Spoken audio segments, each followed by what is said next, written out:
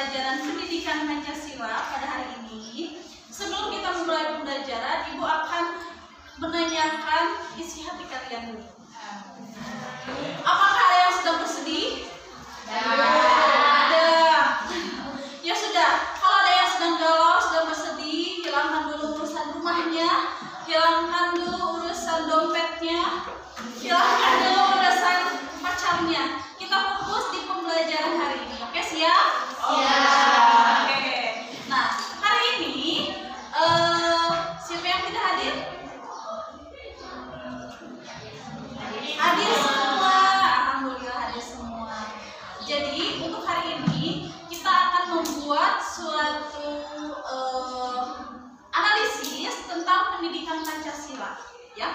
Karena yang akan kita bahas hari ini yaitu tentang menunjukkan sikap demokratis berdasarkan Undang-Undang Dasar Negara Republik Indonesia tahun 1945. Di sini di Ibu ada suatu gambar yang silahkan kalian telah. Apa maksud dari gambar tersebut?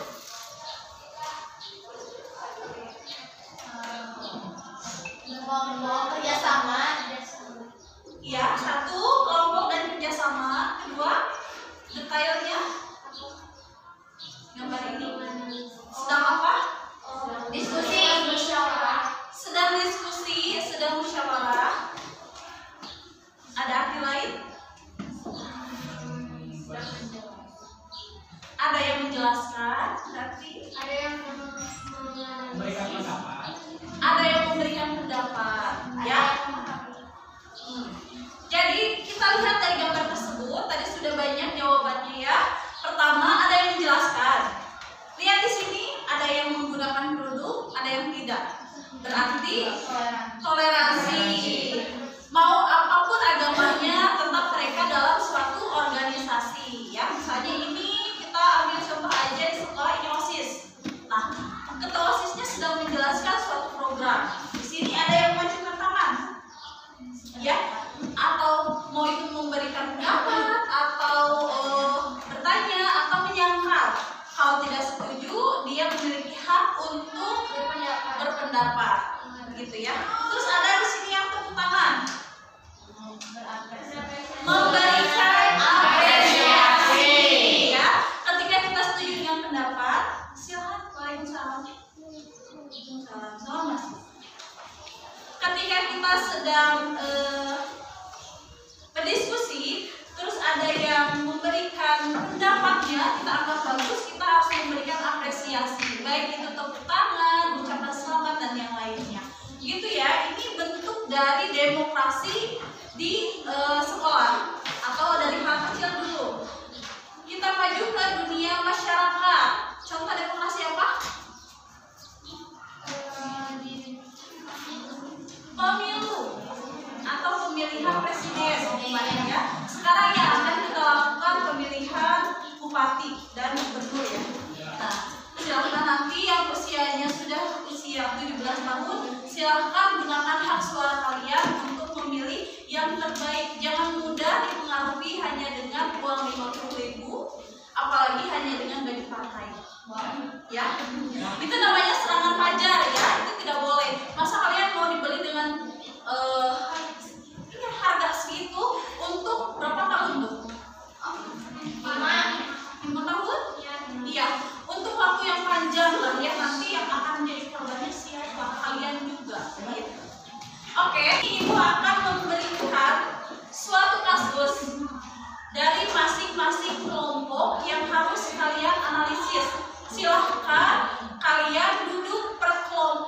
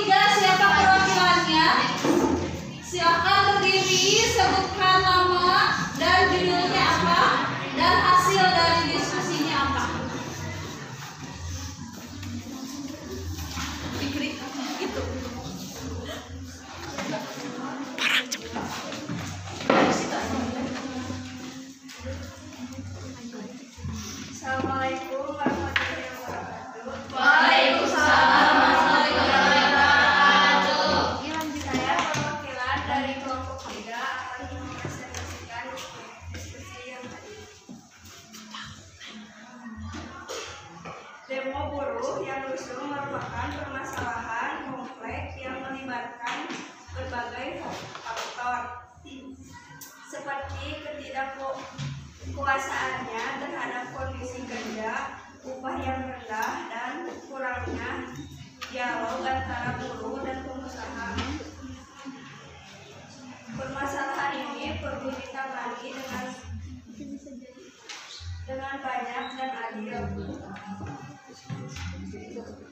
dengan memperhatikan hak-hak buruh dan juga kepentingan pengusaha. Pasal 28 UUD RRI tahun 1945 menjadi landasan penting dalam menyelesaikan permasalahan ini.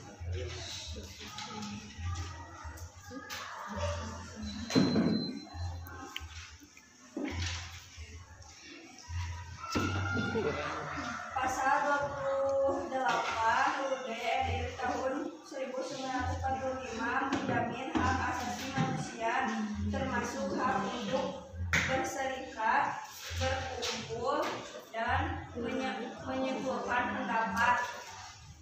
Dalam konteks demo buruh, pasal ini menjadi dasar bagi buruh untuk menyuarakan aspirasi dan tuntutan mereka. Namun, hak tersebut harus dijalankan dengan tanggung jawab dan tidak boleh melanggar hukum. Berikut beberapa solusi yang dapat diambil untuk mencegah munculnya demo buruh dengan tetap memperhatikan pasal 28 UUD tahun 1945. 1. Dialog dan negosiasi. Pemerintah, pengusaha, dan serikat pekerja harus membuka ruang dialog yang konstruktif untuk mencari solusi bersama. Melalui dialog, aspirasi buruh dapat didengarkan dan dipertimbangkan, serta solusi yang adil dan saling menguntungkan dapat ditemukan. 2. Peningkatan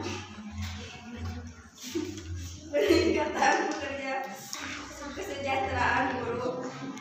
Pemerintah dan pengusaha perlu berupaya meningkatkan kesejahteraan buruh seperti meningkatkan upah minimum pekerjaan, jaminan kesehatan dan ketenaga kerjaan, serta meningkatkan lingkungan kerja yang aman dan sehat. Sudah ada yang mau bertanya?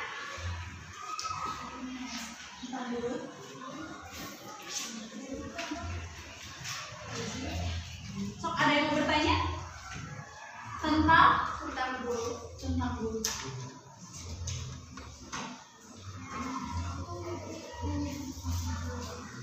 Sebutkan nama dan kelompok. Ya. Perkenalkan, nama saya Dela Sakira dari kelompok 5. Saya ingin bertanya, buruh itu apa sih?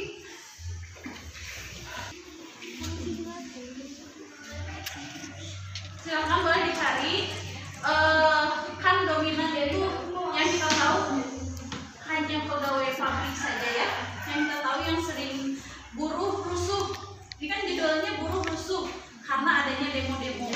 Jadi buruh itu mungkin ya pertanyaannya, buruh itu apakah pegawai pabrik atau apa? Kenapa yang sering tersorot itu hanya pegawai pabrik saja?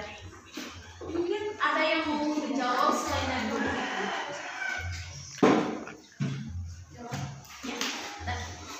Buruh adalah istilah yang merajuk pada seseorang yang bekerja terutama dalam pekerjaan manual atau fisik untuk mendapatkan upah. Oh, jadi bukan hanya pegawai pabrik saja, setiap pekerjaan yang mendapat upah itu disebut pegawai buruh. Ya, mungkin salah satunya yaitu pegawai pabrik. Oke, sudah?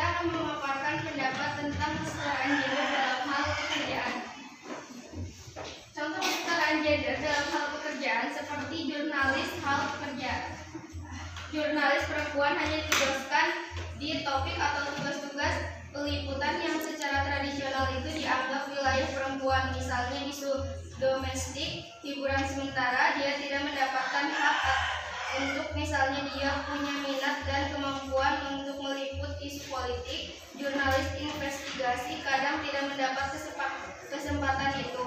Papar Wadatama dalam peluncuran survei dan diskusi publik melawan diskriminasi gender di perusahaan media pada Selasa tanggal 7 bulan 6. Seperti pada pasal 28 I ayat 2 yang berbunyi setiap orang berhak dari perlakuan yang bersifat diskriminatif atas dasar apapun dan berhak mendapatkan perlindungan terhadap perlakuan